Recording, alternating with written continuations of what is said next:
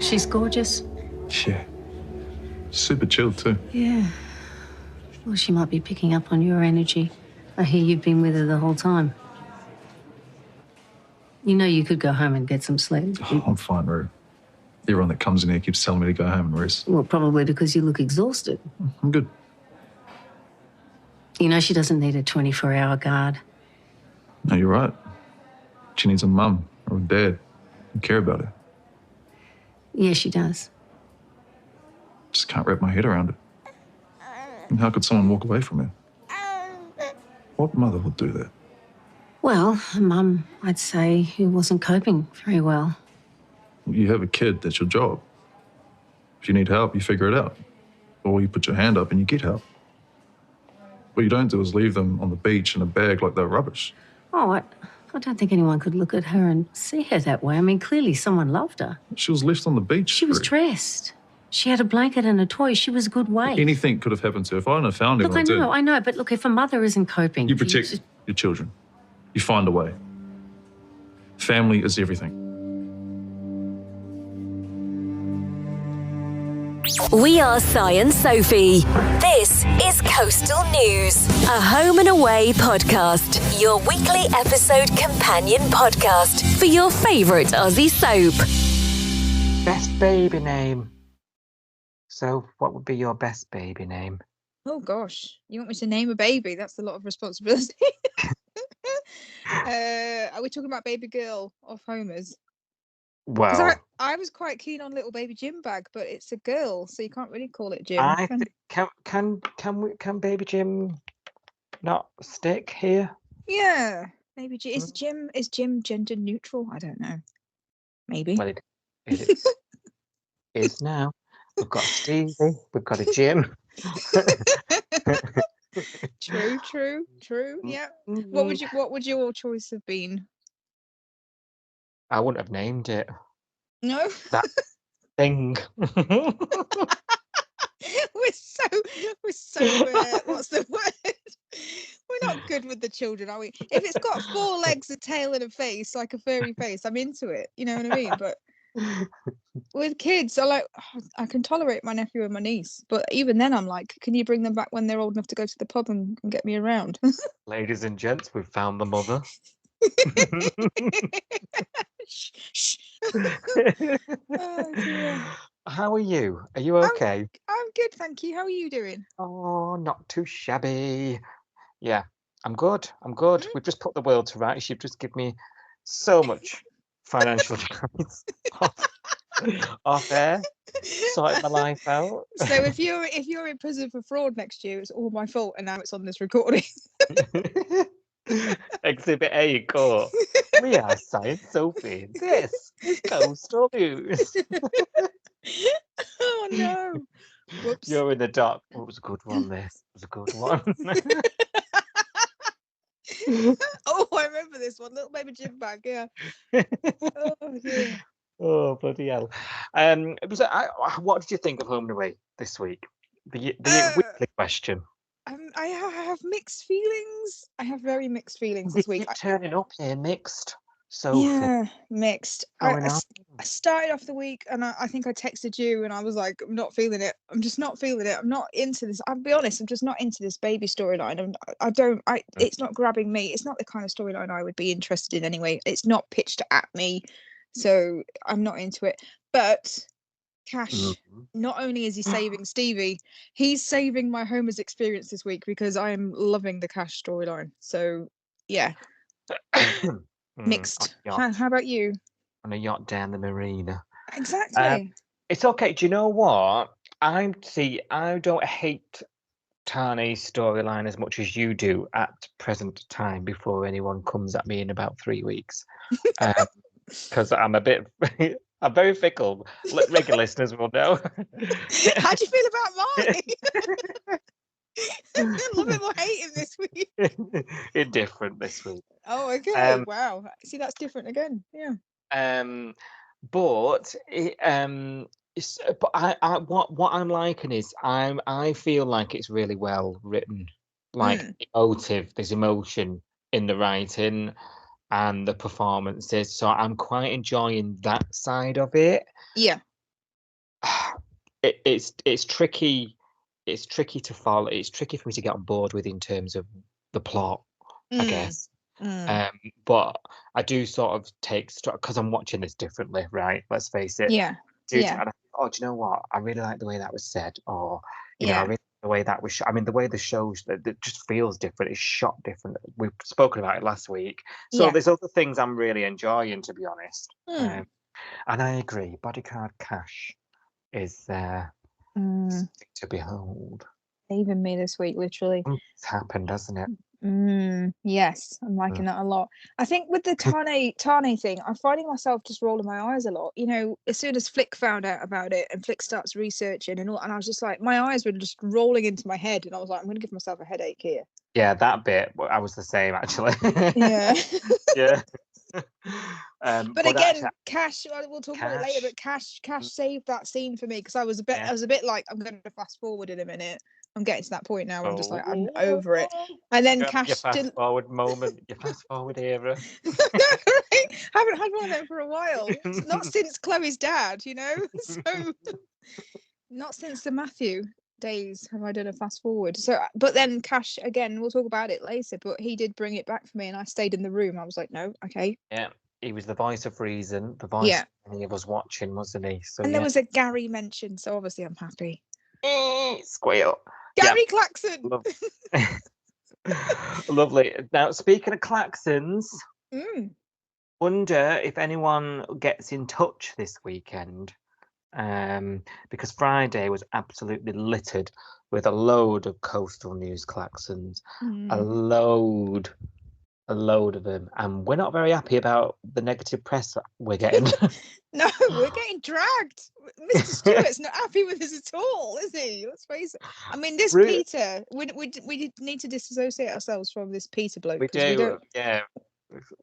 Tell him I want to see him in the office in a bit. Rue's marching down to Coastal News HQ in Yabby Creek, I think, isn't she? I know, yeah. What's going on? Lock the door. Yeah. Well, luckily we work from home, so you know, we'll see. Oh yeah, yeah, that's fine. But no egg on my car or anything. Yeah. Oh, blimey. So we're going to have to, you know, really get people on board with the Coastal News again at some point, because it's just getting some bad vibes. Bad press. For the press. Right. Until then, do you want your headlines? Because despite all the bad press, we're still churning it out. Do you want your headlines? I do. Tane doubles down on his support for baby Maya. Cash bags himself an exclusive new job role. Levi is back in town to try and patch things up with Mackenzie. And Bree issues an ultimatum. Please take the time to like, subscribe, and review Coastal News wherever you source your podcasts, and ensure you never miss an episode. Right, Marley. He's trying to talk some sense and some reality to Tane. You'll remember we left Tane being told that his resident status in Australia means he may not be able to be a foster carer for Maya, and this was a bit of a problem. He's at the hospital still, worrying about it, literally joined at the hip with this baby, and Marley's there and he's telling him, as a very supportive friend and housemate would, you know, the rules are harsh and they're not going to bend them. And Tane's just saying, look, a little paperwork won't stop me, I'll do whatever it takes.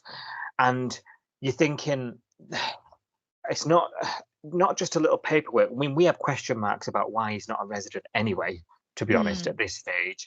But surely that's paperwork that you would have done before you've reached this juncture, you know, like there's been other life milestones. And I'm thinking, if you were going to do it, why only for this stranger baby? You know, why would you do it for your own good at some point? So it's a little hard to get on board with him at that point for that. And then Rue very kindly interrupts and arrives with all the donations coming from the community. And she thinks Maya is gorgeous and says to him, you know, go home and sleep, you know, for the umpteenth time.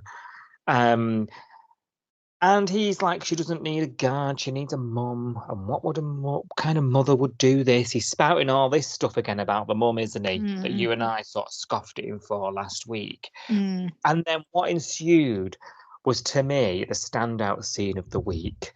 Probably wasn't to you because you're absolutely hating everything about this, but was Rue basically having a little bit of a tussle with him, but he's absolutely clueless about it. Like, and this is what is fascinating about this scene to me. Rue is like, but the baby was a good weight, it was dressed, it had a toy, it was clearly not, harmed, not neglected. Neglected. It's somebody, the mother is struggling, and she's trying, and being a mother who gave up a child herself, she comes from a place of greater understanding than he does. And it's very black, but what a scene, because we're all reading between the lines and we're like, yeah, Martha, she gave up for adoption, she wasn't ready. There's all these extenuating circumstances why a mother might do this, right? Life isn't black and white, or as black and white as Tani's trying to say it is. And he won't hear it, will he? He's just like, family is everything. This is a massive, I just can't wrap my head around it. And her sort of gently trying to make him see that there's more to a decision like that from a place of experience was just glorious for a long-term viewer, in my opinion. Yeah, absolutely. I mean, the we talked about it last week, but the talk between Mr. Stewart and Rue, where he's sort of checking in with her and going, "This must bring back memories for you," and she's like, "Yeah, it does a bit, but I think about it every day." That was good to see, but obviously it wasn't just that one-off conversation. We're now seeing it, even though Ty is clueless and he doesn't have a clue why, Rue might be affected by this, but obviously we know, and we can tell by her face and, like you say, her reactions and stuff. So it is really good that it's still being acknowledged, because this is something that the show does get criticized for, that we have a long memory, but the show doesn't always seem to remember that 35 years of history that has happened previously. So it's amazing. I actually love that Tane has no idea what she's talking about. I love that. Well, he wouldn't, would he? What? Why would he know? Exactly. And it's a collision of old school and new school, isn't it? I'm just sort of proper analysing the whole thing. Old home and away, new home and away. Literally butting heads right there and then. And she doesn't patronise him either, because Rue, you've got to watch Rue. Right, you know what she's like. She doesn't patronise him. She doesn't even tell him, because if he knew, I think he might try and say things differently that he doesn't mean. Just to try and sort of show empathy. Like we all say things that are deep that really are just for that other person and not you. Do you know what I mean? So we had his absolute true reaction because he know what he was saying to her, really. And what he was saying could have upset her deeply, actually. I think it could upset a lot of people, not just people in Rue's situation. I just think that that lack of empathy for somebody, and that it's almost like a gaslighting of the fact that postnatal depression exists, and it's something that women do go through, and it's something that's still now in 2024 is not understood, misdiagnosed. You're just a bit tired, you're just a bit, you just need a nap, that kind of. The fact that he hasn't even acknowledged that this person, this woman that's given birth, could be going through this, and just and as a man to say it's not good enough, it's not, you know what I mean, it just leaves a bad taste in my mouth, and I'm not in Rue's situation. So very fascinating scene, wasn't it? For all the above reasons.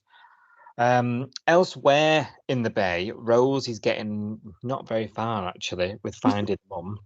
She got called incompetent by the Coastal News, and not by us for a change. I know, I did chuckle because I thought, oh God, someone's been listening. Oh dear. Sarge is going to do a press conference But he can't make it. Whoa, and behold, Rose has to do it. And you're like, oh my God, she's ill prepared. And you're like, oh, because remember on first look, we were like, someone's let the name out. Oh yeah, Somebody, yeah, remember? yeah. Someone's, let slip. I was like, oh God. And we actually, we actually said it was Tane deliberately. Like, oh, I God, know. no. I did blame him. I thought he was going to sabotage and just. It's my baby. She's caught by her. Yeah. Yeah. And the mum's a skank. But no, it didn't happen like that. And actually, I was quite impressed with her impromptu press conference. Actually, Rose She came. was I thought, quite good, and also surprisingly, Marley was quite supportive.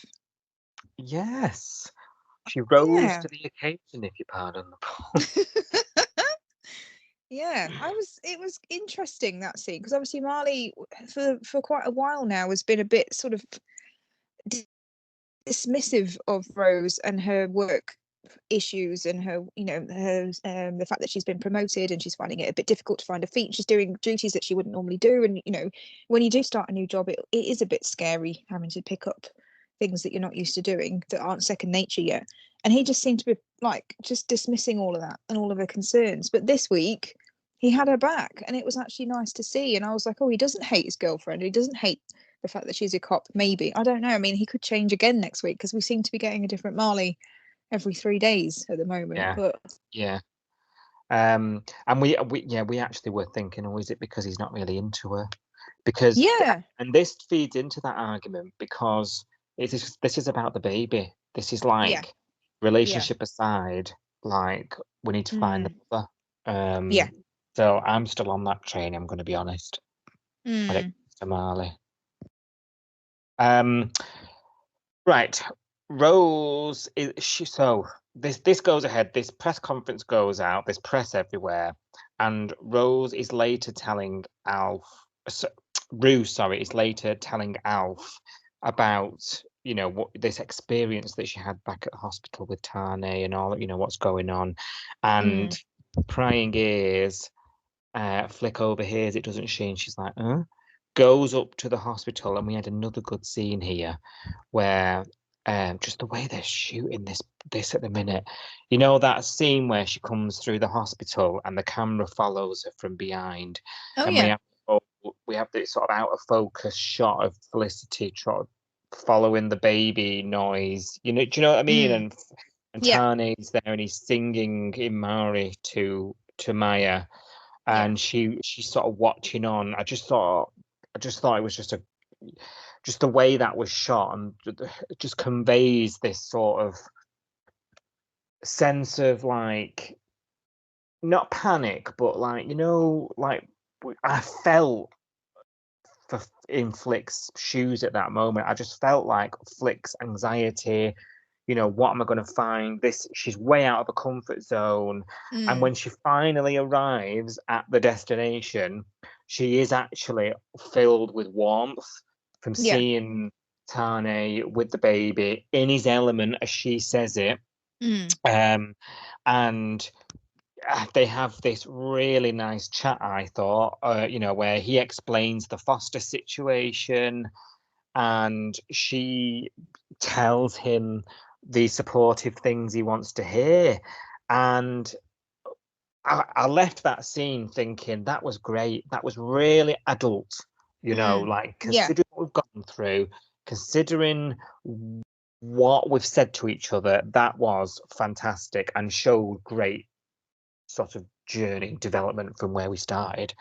And then she gets home and she starts researching, or my searching, becoming a foster carer. And then I'm like, my mind's running wild, thinking I'm so confused. Like, all it took was you to see him with a baby. What? And then I'm thinking, is this like the ultimate apology? Like, oh God. I ruined it all, so here's me trying to make it up to you. I'm racking my brain at this now, thinking, how have you gone from that to that? Yeah. Oh, I just felt uncomfortable. I'll be honest. I hated this whole thing. I'm still hating it, because I just know in the back of my mind she doesn't want kids. she hasn't changed her mind. She just wants Tane. She feels guilty, like you say. Is she trying to fix her marriage? Is she trying to get him back? This whole thing just gave me the ick until Cash stepped in. I was just like, oh, are we really going here? Because I can't. Cash was sort of you, wasn't it? Like saying, look, Mm, listen to yourself, woman. Like he does convince her to sleep on it, but it doesn't seem to change anything, does it? And he's yeah. like, do you actually think this could save your marriage? Listen to yourself. And you're thinking she Mm, needs to hear things like this yeah. because she is like that, isn't she? She's a bit away with the fairies, a bit. Do you know what I mean? Like away And in it's Flickland. a whole person. It's not like a doll, or you know what I mean. This is a person we're talking about, and this is a fostering. I know it's temporary, but that you're shaping this kid's, most important months or years or however long that they have her for. And I think the thing with Cash was when he said, if it wasn't this baby, if you become an emergency foster Mm, carer mm, and you get a phone call out of the blue, we've got a baby here that needs a home, we've got a child here that needs a home. It's not a child that Tane knows. It's not a child that Tane has any, emotional connection to. Would you take that child in? And she says no. And I thought, well, yeah, well, this is the reason you're not doing it for the. It's what I yeah, said last week. It's not in the best interest of the child that she becomes the foster parent. It's not in the best interest of the child that Tane becomes the foster parent. It's what they want. It's not, you know yeah, what I mean? And I find yeah, it really selfish. And yeah, that's why it makes me uncomfortable, because I'm like, this is a baby, yeah, yeah, a vulnerable baby that needs someone to do literally everything for them because they can't do anything for themselves. And these are the two people that, sorry, no. yeah, yeah. No, but I think this storyline is written like this to invoke that kind of reaction from us. Do you I think think that's so? the Because yeah. I I think a lot of fans are seeing it as, oh yeah, they're going to get back together and have a foster kid and live happy ever after. How lovely! And I'm like, ugh, no. no, I don't think it. I don't think that's the intention here. I think it's Flick's that selfish trait of Flick. Mm, That doesn't go. That's been a ripple throughout. yeah, We've yeah. spoken about it at length on here. I think that's it. And the fact that, yeah, that like that line you say about Cash saying Mm, he held a mirror up to her and was like, you yeah. need to face this. You're Mm, doing this for the wrong reasons. And that was the penny drop moment. yeah. She's doing it for nobody else but herself and her own gain. She even tells him to rack off in no uncertain terms. And you're Mm, like, that is the old Flick coming back. And that's why there's huge when I say at the hospital and she was talking to him, how grown up and I just was watching it thinking, they've come such a long way. And then a few scenes later, she's at the house. This scene we're talking about now with Cash at the house and mm, thing. I'm like, no, we haven't. Like yeah. they took me right to that point where I thought, yes, we're in a new era here with Tonicity, and then I was Mm, reeled right back, and I thought that was really clever. yeah. The way they've done that. That's how I'm Yeah. taking it. What about That's are you good.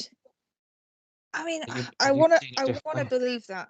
Yeah, I wanna believe that. I wanna believe that it's supposed to be showing us that nothing's actually changed, and Mm, therefore they're not compatible and all that. So I'm just really worried because the reaction of the fans, and I've seen this on the hashtag with the Australia pace as well. And I don't know what's currently happening with the storyline in Australia, but the reaction is, oh, they're going to get back together. Oh, they're going to have the perfect family. Oh, this is really good because it means that Flick doesn't have to have the baby herself. The baby just exists, and it's like the easy way to fix this mm, marriage. And I mm, was just it. mm. I literally just tried not to be sick because I was like, I can't. If this is meant to be that, if that's where we're going, I'm hating That it. yeah. Mm. But if it's what you said, then I kind of want that now because I'm like, yeah, if it's just meant to be teaching us that this is not, nothing's changed, and Yeah. this is not going to be the happy ever after, and this is another lesson that they need to go through.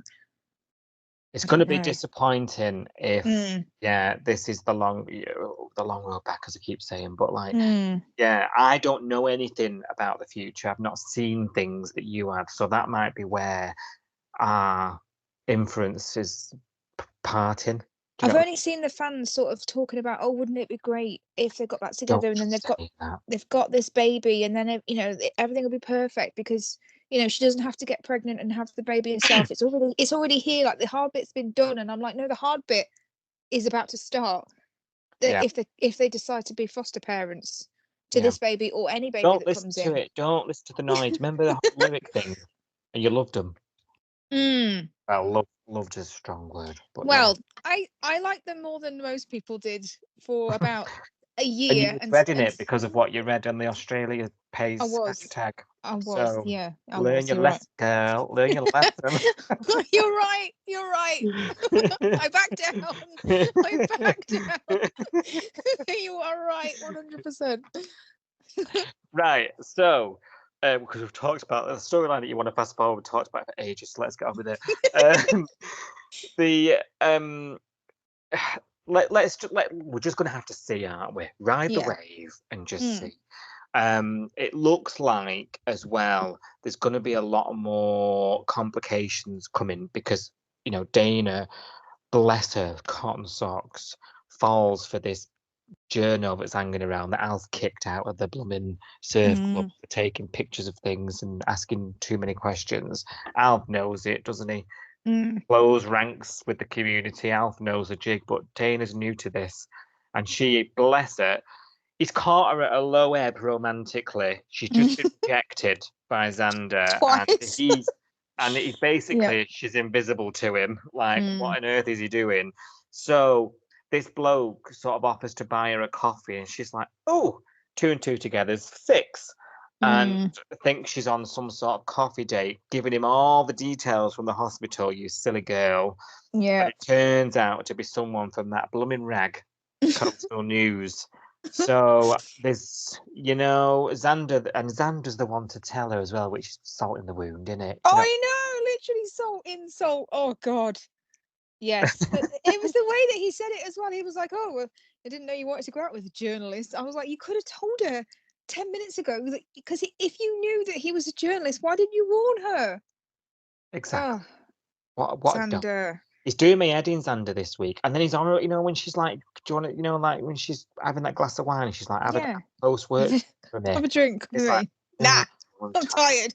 Shut up. You've just rejected, you know, like what's he playing at, man? I know. You'd pull up a chair and try and, like, if he genuinely wants to be just friends and he doesn't want to date her, and he thinks that, you know, by rejecting her and saying you'd like a little sister to me, which is just horrendous, if he wants to claw his way back in and be friends with her, the best thing to do is to have sit down at that bar, have a quick drink, talk like mates would, and, you know, have a, you know, yarn about your day and vent and all that sort of stuff that mates do.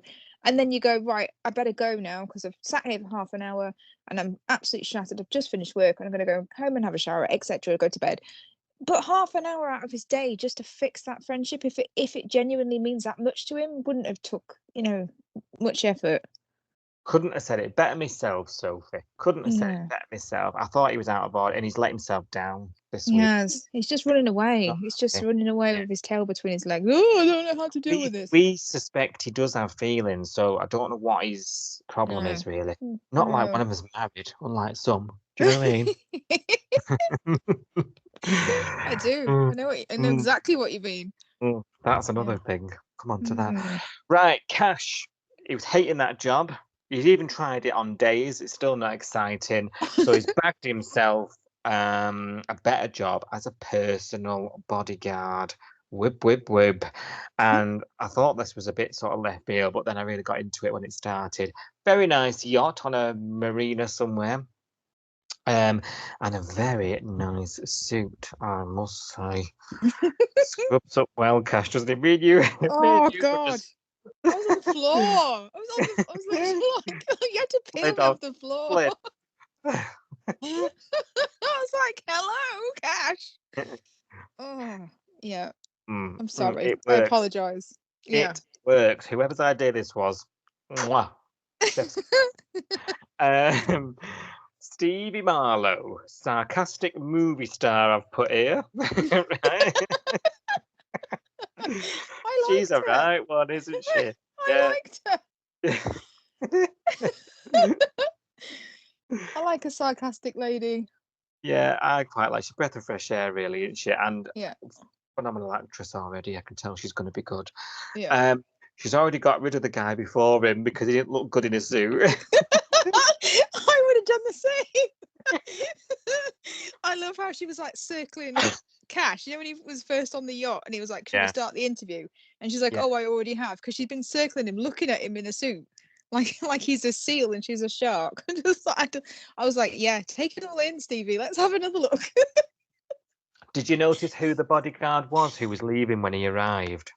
No, who was It was it? the guy. Have you seen Colin from Accounts?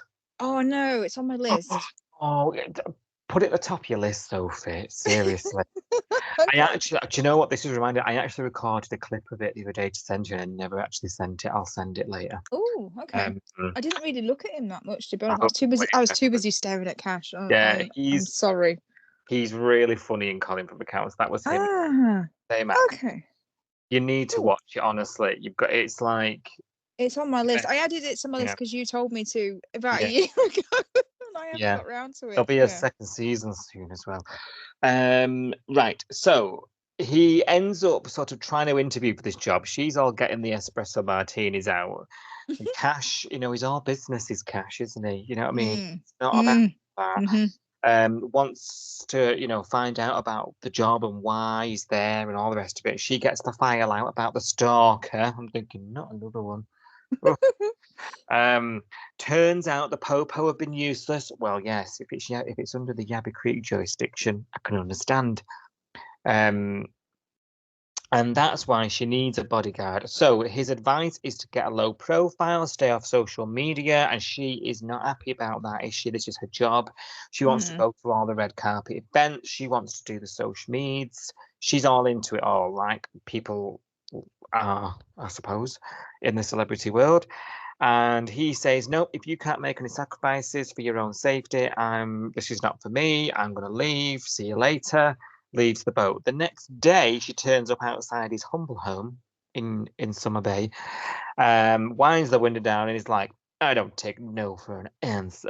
And I'm like, ooh, this girl's got sass. I liked her. Yeah, she ends up coming in, and she's the lady who knows what she wants. Do you know what I mean? I mean, Eden likes her. Exactly. So exactly. Let's explore that as well, please. Well, the actress for Eden said that she's bisexual, but no, it's not been a whiff, has there? No, yeah, Eden was meant to be a bisexual character. That's what Steph said, isn't it? But we haven't seen any. I don't know where the evidence is of that. But yeah, we could do a Willow. Do you know what I mean? We can do that. That would be good, actually.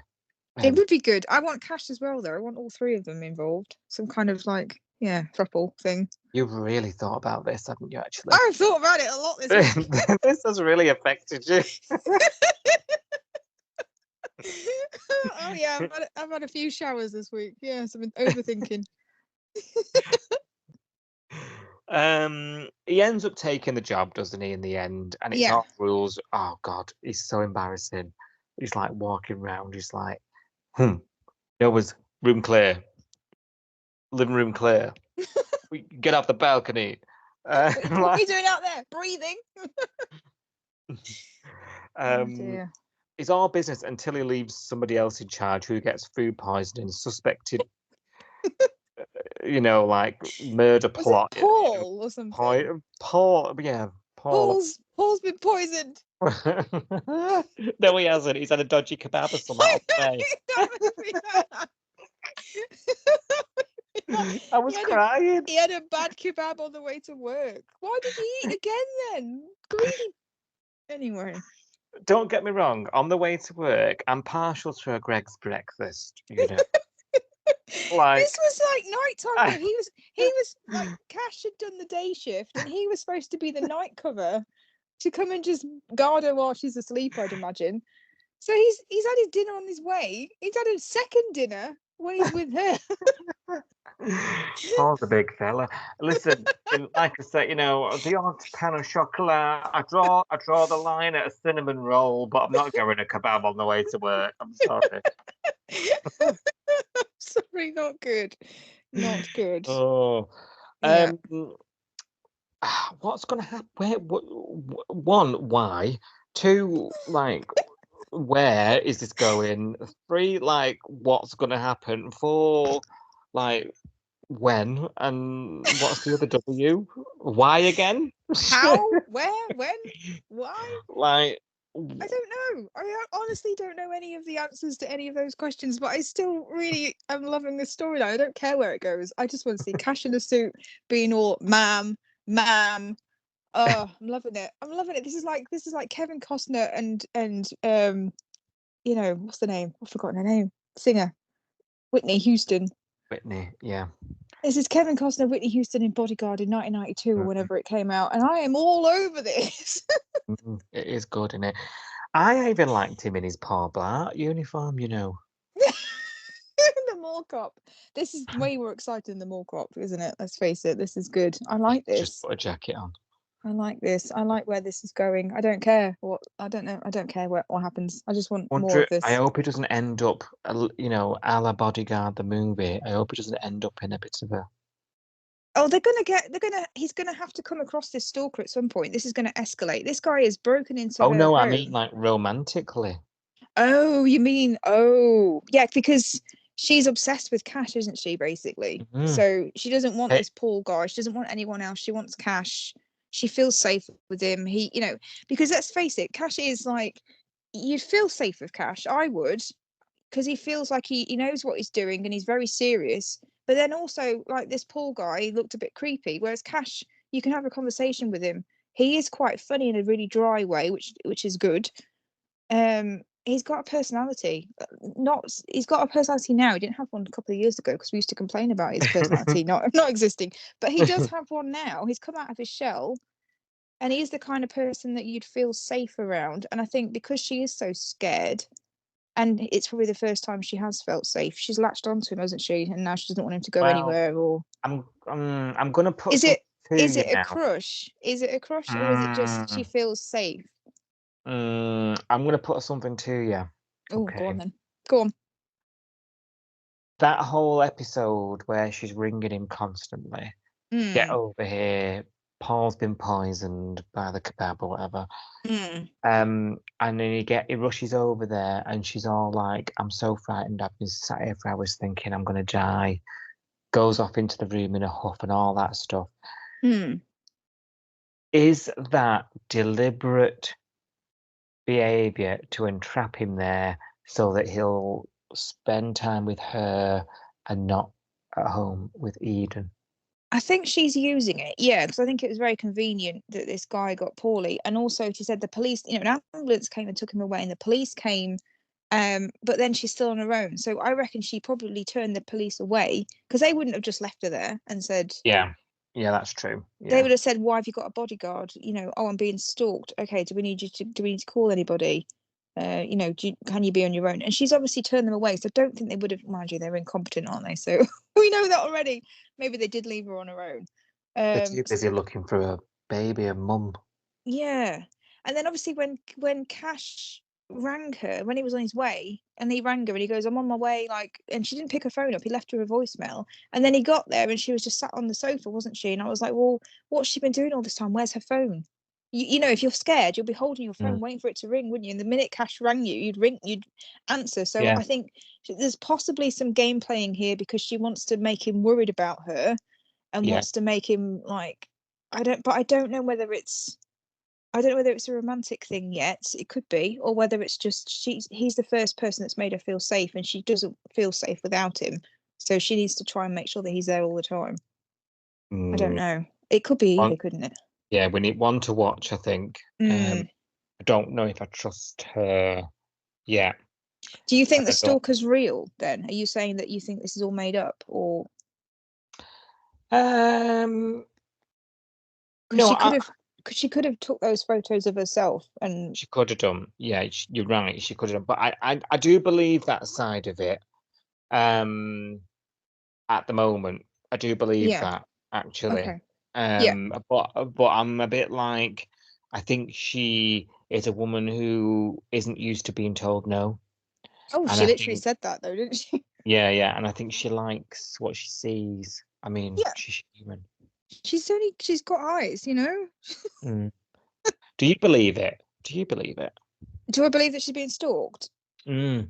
Yeah, I do. I think, that with these soaps, there's always that potential plot twist that they're doing it to themselves and they're doing it to make their, if a Hollywood actress comes out and says she's being stalked, or, somebody on the up and up, somebody that's not quite, famous but not quite broken through, has this like, oh, they're being stalked and they've got a bodyguard or whatever. Does that make you more famous? Is it a bit of a publicity stunt type thing? That's what I've got in the back of my head, that this could be her. Or maybe she just likes the drama. Maybe she just likes, I don't Maybe know. she only seems to have done one movie. I don't even remember the name of it, but yeah. Death Rose. That was it. That was it.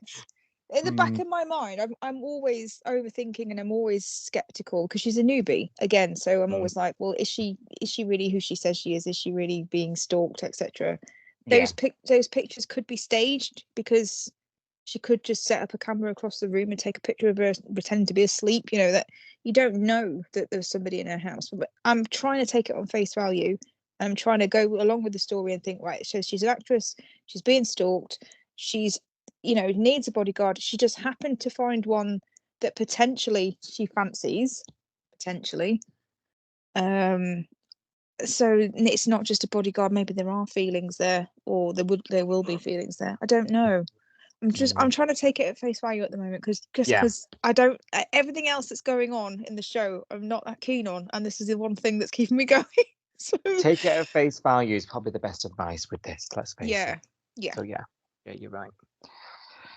Right, Theo's nerves are back. Doesn't want to do this radio interview, which I don't know if I'm just all confused at this point with these episodes, but I thought this radio interview had been done at this point. I was like, He's done the print one, so he's done the one that was online, which is just right. somebody typed up what he said. This one's live on the radio, so if he messes this up, there's no going back. It's out there forever. So he's out there, but he's got no pills, has he? So no cut off. pills, no courage. Oh, no. That's a catchphrase. So meanwhile, he's flapping about this, isn't he, and wanting the pills and all the rest of it. And Valerie has gone and paid Kirby a visit, which I didn't see coming.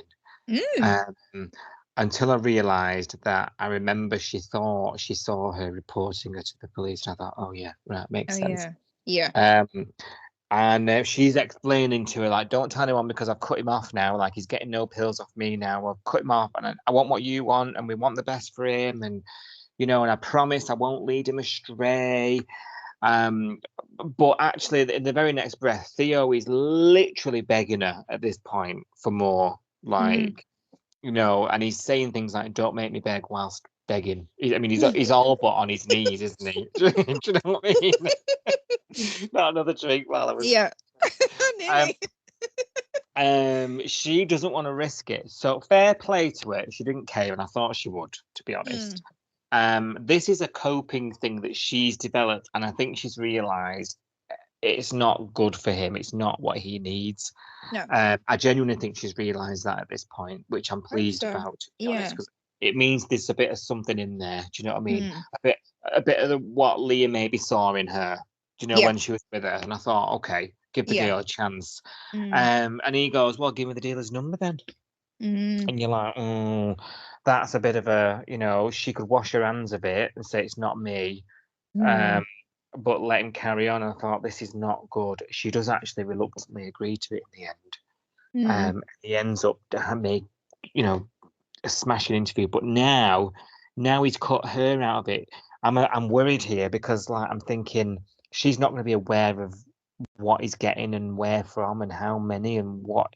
Like, this even puts Valerie in the dark a bit now with it, and I'm a bit worried about that. I think, at least with her supplying him, she knew what he was doing and how much and all the rest of it. Do you know what I mean? Yeah, because we don't even know if it's the same thing, because the first time, or the first couple of times we've seen him take this, he kind of has a really up, doesn't he, for about a couple of hours, and she said, oh, give it a couple of hours to wear off, and then it wears off and he does the come down thing where he feels a bit crap and everything else.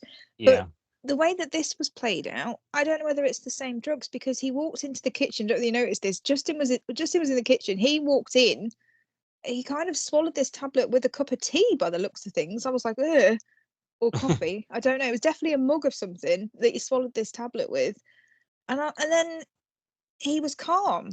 And then I think Justin even said, "Oh, to Kirby, have you ever seen it? Have you ever heard him that calm in an interview before?" And she was like, "No." And I was like, "Well, he wasn't calm the first couple of times he took this Yeah, drug. So you're is right. it even the same thing?" Oh, yeah, I'd not even thought about that. Yeah, because you're right, because Justin said, he doesn't seem worried enough or something. Yeah, he seems really calm. Oh. But he said it later to Kirby. So after the interview was done, he said something to Kirby about, have you ever heard him so calm in an interview or whatever? Oh, yeah. And I I'd was not like, put two together.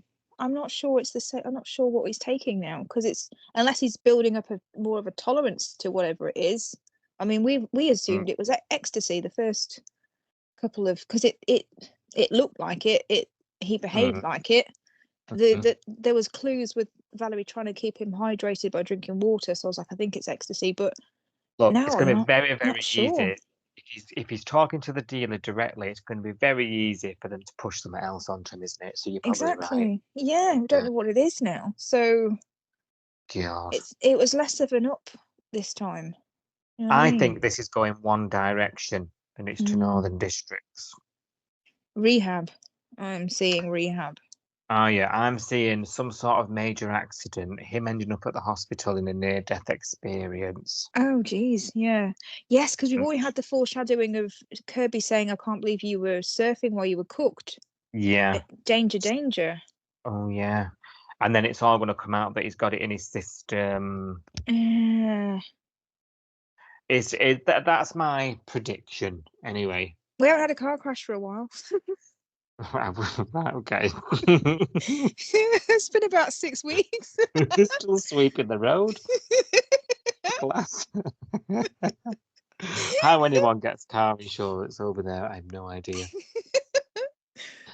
Did you know 900 people this year came up, died in a motorcycle accident? Was it 900? Was it 300? I think it was 300. Yes, I think it was 300, because I went and looked it up, and it was 280 something people. But I also found out that 100 people died in Australia falling down the stairs last year. So stairs are nearly as dangerous. Wow. Yeah. This explains all these one-story houses. It does, doesn't it? On Home and Away. People aren't used to stairs. When they see them, they're like, "What on earth is this?" Ah! I must admit, I've nearly gone head down my stair. Oh, Everyone, mine are lethal. I'm convinced that's how I'm going to die. I'm convinced. everybody complains about how steep mine are. When I'm saying, yeah. Yeah, it's like going up Everest, going up my stairs. It's like a ladder. They're so steep.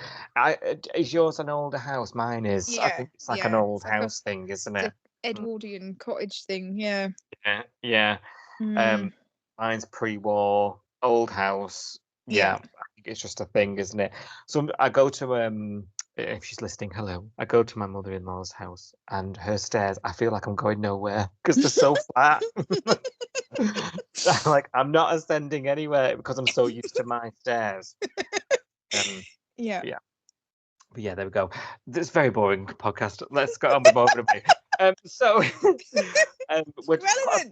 We're talking about Kirby. Yeah. We've not really talked about it on the pod, actually, for quite a good reason. But Kirby and Justin have been working these past few months on getting Remi's bike back up to scratch as some sort of surprise for him, after the big accident. And she's finally given it to him, and Brie is fuming. She's mad at shit, let's face it. She tells him, and I sort of get it.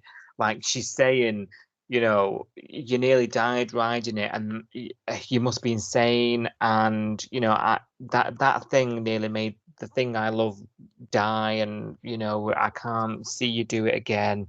And he tries to talk her down, saying, "Look, I can't even put a shirt on.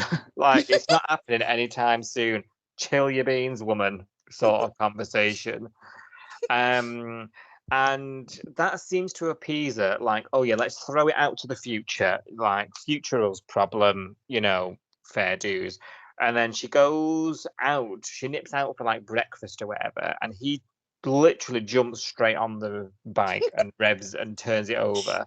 Of course she sees it, and you're just like, this is ridiculous. I Yeah. was actually laughing all the way through this scene. It was the death stare.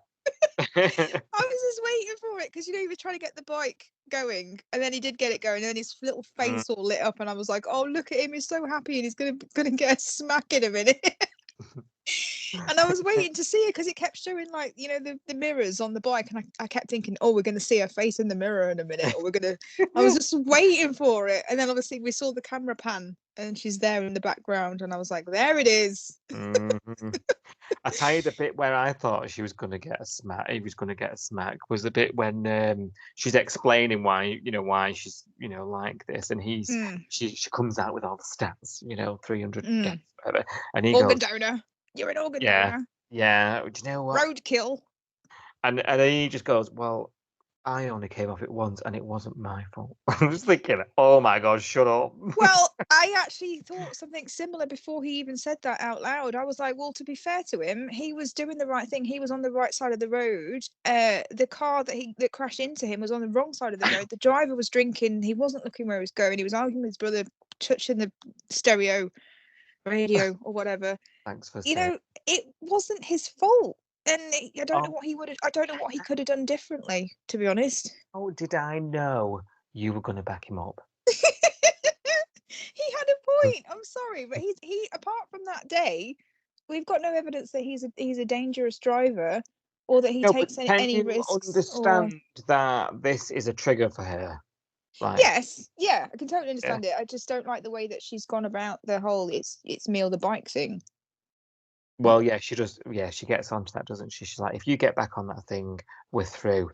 Now, this is the bit I can see that I understand her point, and I understand for him it's something he enjoys doing. Like, she knew he rode a bike when she got with him. Like, that's him. Like, I'm on. I'm not on anyone's side here, right? Until he starts lying to her, and then I'm like, that's not cool, mate. Like, either tell her she's out of order for giving you the ultimatum and stick up for yourself and say, if that's what I want to decide to do in the future, that's what I want to do. You know what I mean? Like, or like agree to give it up because you scared yourself shitless anyway. Do you know what I mean? Like, one or the other. Don't sort of tell her what she wants to wear and then lie about it and say you're going to get on it anyway and you're just going to store it in a mate's garage or whoever he was on the phone to. I think it was Justin. It's just not going to end well. And do you know what? We were saying last week, the writing's on the wall with this couple.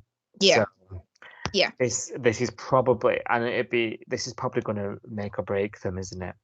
It's a really stupid reason to break up, but I think we do need a reason, don't we, to get rid of this couple because it's not working. So yeah, I can Jenny this. I'll Jenny this. Yeah, we're happy to. And we think, we were talking on last week's podcast that we think Brie needs this to develop a character. Like she's sort of stalled in this relationship. And I think she needs out of it, to be honest. So I'm happy to go with it, just like you said, to get her out of the relationship, and then maybe we can see a bit more of her. Listen to last week's pod to go relive all that discussion if you want. So it's going to happen. It's on the wall. Yeah, it's on the wall. Now, John thinks a wedding is just what we all need around here, and I'm like, yes, booze, photographs, cake. I'm there.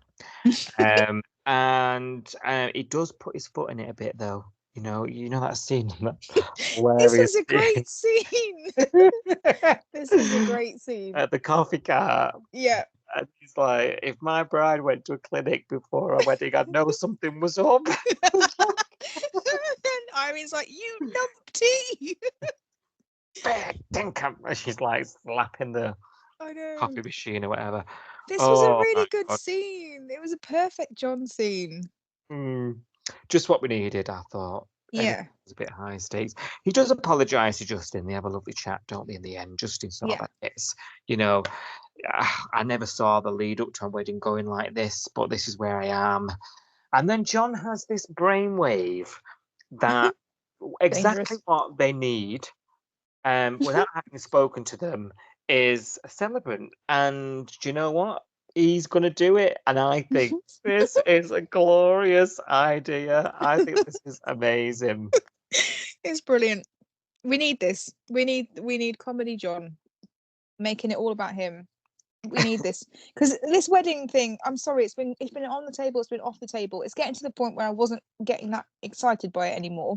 But the Yeah. idea of John marrying them and becoming the celebrant and the speech that he will give and the chaos of the day that will be John Palmer show, I'm here for it now. I'm into it.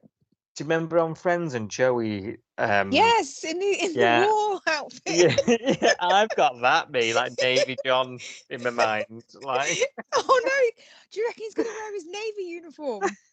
Oh, I would die. I would die.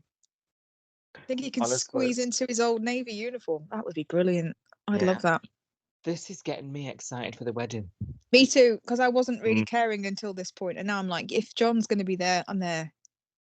Yeah. So let's see. But I mean, Justin and Leah might not go for it though. You know. Oh yeah. I mean, Leah's a flight risk. Let's face it. She'll be in Cyprus before this wedding happens. So yeah.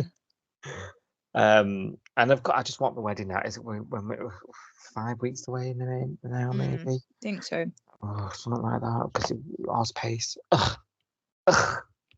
Get on with it. Yeah. Get on with it. Right. Something else I'm scoffing at. Mark and Levi run into each other this week. Oh yeah. We're back in this loop again towards the tail end of this week.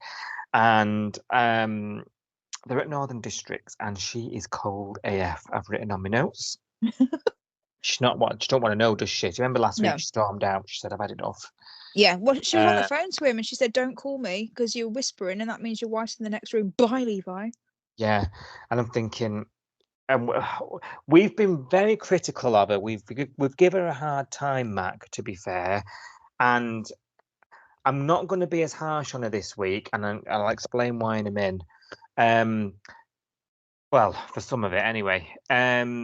He just say to her, look, let's go somewhere and talk, and she agrees. So they go for this walk and talk, don't they? And they talk through things, and she's decided now, suddenly, now she's, had her end away a few times. She's decided that she doesn't want to be the reason his marriage is over. Now, we predicted a couple of weeks back, you'll remember, that he would turn on the whole, I'll leave her for you. Don't worry, you're the one I want to be with, and I'm going to tell her. And he, like clockwork, he did it, didn't he, last week? Yeah. And then she got spooked by that, but she's also not happy that she's the other woman and and he chooses her sometimes. So you're like, Mac's all confused about what she really wants. And now she's saying, now he said the words, I'm going to end my marriage. She's like freaking out about it and doesn't want to be the reason. And you're thinking, well, you are going to be whether you carry on with this relationship or not now, because the deed is done. Yeah. And it will come out in the wash whether you stay with him or not. Do you know what I mean? And you're just thinking, you are naive beyond anything I can think right now, woman. Yeah. They get awkwardly interrupted by what's her name? Eden. Several times they get caught talking, don't they? And they're like, "Oh, I was just asking him a question. I was just telling him I went surfing. I was just." So how is she not putting things together by now? Is beyond. I know. It's very awkward. I think it's 3 times that she's caught them talking, and they've been like, "Oh, we were just I actually expected that final one, on the beach. I actually expected her to say, "You do keep running into each other," like. I know. Yeah, every time I turn around, you're talking to each other. What's going on? Eden seems to have bought this whole "I've taken Patience on out of the city" and Imogen doesn't like it. Yeah. Which is just ludicrous, really. And also, we're hearing that Eden and Imogen are spending time together, going to gigs together, going out on nights out. Yeah, so I'm like, well, it only takes one text message to say, "Oh, did Levi get home okay?" No, he's not come home tonight. What are you on about? Yeah, it's going to slip up, isn't it? Yeah. And Eden's part of the lie. This is what I don't like. Mm. Eden's part of the cover-up, unbeknownst to her, Yeah. through stupidity, through naivety. But I do like that Eden is close to Imogen, because that, I said last week, it's going to make it all the more delicious when it all comes. If she develops a relationship with Imogen, it's going to be even harder for it all to come out. Yeah, and how much is she going to hate Mac?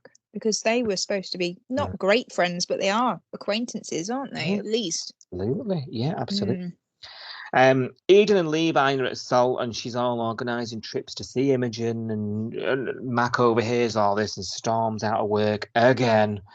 Even though she's got lots to say when Felicity's having work and storming out of work with a personal double standards mucho.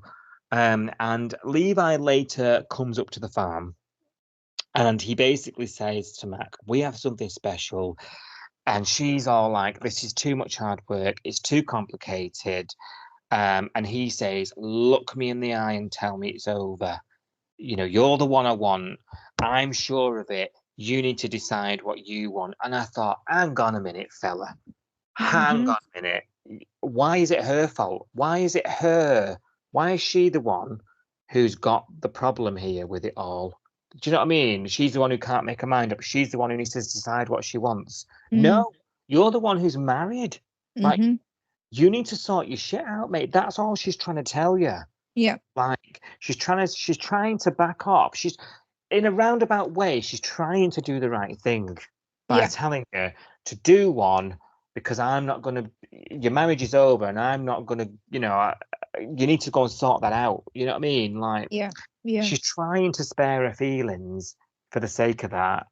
What did you see it that way? Like, I was feeling at this. Oh, I mean, there's a lot to unpack here, isn't there? Because it's just flip-flopping between the two of them, and just, I want to leave my, first of all, she was like, "Oh, did you sleep with your wife? And, what do you feel about me?" And like all of those questions to try and make him think, do I want Mac or do I want my wife? So she's kind of forced him to think about this as a decision to make. Yeah.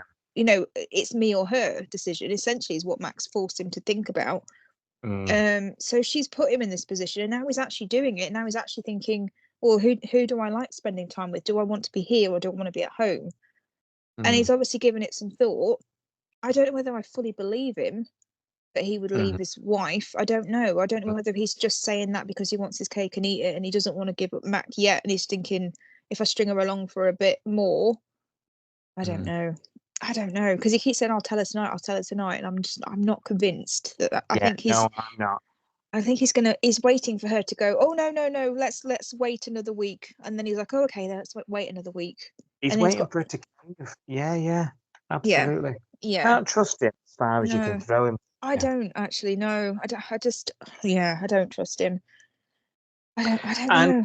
I mean, even to the point where he's sort of wormed his way in and they start kissing, and she does stop it. To her credit, she stops it and says, I can't. No, kicks him out. Like, and she does actually vocalize something that we've all been saying in the fandom, like, and on the tweet-alongs and stuff. She doesn't. Imogen wasn't real to her. Like, she was this name, but it's only now that she's hearing, what kind of person she is, and Eden's saying how great she is, and she's hearing things about it now. It's all become real. She admits that. She's like, that's what's changed for me. Like, it's not just a name. There's like a person there now, and I'm hearing all about how amazing she is, and I can't do this to her. And she wants kids with him. Yeah, well, the most important thing. They're making plans, you know. She kicks him out. So I was sitting there thinking, Mac, you're redeeming yourself here, girl. Like, stay strong. And then I was thinking, there's a conscience there somewhere, and it's finally coming to the surface. And then she spends the next day agonizing over a phone. And then I thought, oh no, I was snapped right back. Because she summons him up there, doesn't she? And basically jumps him. And I'm like, right, well, just as you got me, girl. Like, I'm back to you deserve everything that's coming. Do you know what I mean? Yeah. I know it's wrong, but I want you anyway, is basically the message there. Yeah. And I'm like, what can you do for this girl now? She's lost cause. Yeah, I mean, as much as she wants to say that she feels bad, she can't feel that bad, can she? Because she wouldn't keep going back. Now, I feel really bad because Imogen's this really nice person that exists, and I don't want you to leave her for me. And I know she wants kids with you, so you need to go. But actually, I do want you. Oh, I don't know where we go with this, really. I mean, I think she needs to call him out on what I think is potentially a lie, or his line. If he has really decided he doesn't want to be in the marriage anymore, he does want Mac. I think what would have been sensible if Mac does want him is to call him out on that and say, okay, so I do still want you. So if you're serious about us, if you want to take a chance on us, if you want to leave her, what does that look like? What do we need to do? How do we get there? And that, I think that would be the only way that she could have come out of this with a bit more dignity. Yeah. Because then it's like, I'm not going to jump into bed with you. Let's make a plan. Because if this is serious, if this is a real thing, it's not just a sex thing. Let's make a plan and let's, I don't know, rip the plaster off. I guess I think that's the only thing that she could have done. But she's not done that. Send him home, sort this one marriage out, and then come back when you're single. Yeah, basically, and then we can be together, and then we can start over, and then. She needs to face the consequences of what's going to happen, because there are consequences. If he goes home and says, I found someone else and I'm moving to Summer Bay to live with her or whatever, it's going to come out, and Mac is going to be branded a homewrecker, and, all those other words that aren't very nice, she's going to get those thrown at her. But if her and Levi are the real deal and they're meant to be together, they should be able to weather all that and it should work. Yeah. But I don't believe they are, and I don't believe they can survive all of that. I don't think he really does want to leave his wife, but I think that she needs to call him on it, because I think just letting him just flit about, getting everything he wants and not getting any consequences, and this, I'll leave her. She needs to actually push him on that now if she really is serious about him.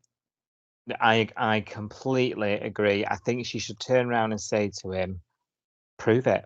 If I'm saying you want, prove it to you, and let's do this. Yeah. Because right now it's lip service. Yeah. I mean, even if he just separated from her, just said, not tell Imogen the whole truth, the full truth and whatever, just said, look, I don't think this is what I want. Let's separate. He moves out and he goes and gets his own place, and then carries on seeing Mac or whatever, and then they work up to being a couple and telling everybody, or I don't know. I just think the affair side of it needs to be official, doesn't it? It's not an affair. It's I'm separated. I'm now with you. We'll face the consequences together. But if she carries on just sleeping with him and then sending him back to the city, and Imogen knowing nothing about it, and her just keep saying, I feel really guilty. I feel really guilty. It doesn't mean anything, Mac. It doesn't mean anything to feel guilty. If you carry on doing it, it's not a mistake. It's a choice. Yep. And she's only going to agonize herself. She's going to put herself. She thinks by saying out loud that she feels guilty, that she kind of like, I feel guilty, so it's kind of okay. No, it's not. It's not okay. If you feel guilty, you stop doing it. Yeah. Don't you? Yep. Absolutely. She's gone about this the whole wrong way. Yeah. I thought there was a glimmer of hope. Like I thought, come on, I'm giving the girl a break here now. She's sent him packing. And then I thought the very next day when she just did that and got him back there and basically him, I just thought, no. I'm done with you now. Like I was willing to, I was open to it. Yeah. And that's just like big time. Let yourself down, girl. Hold me in your arms, don't let me go. I want to stay forever closer.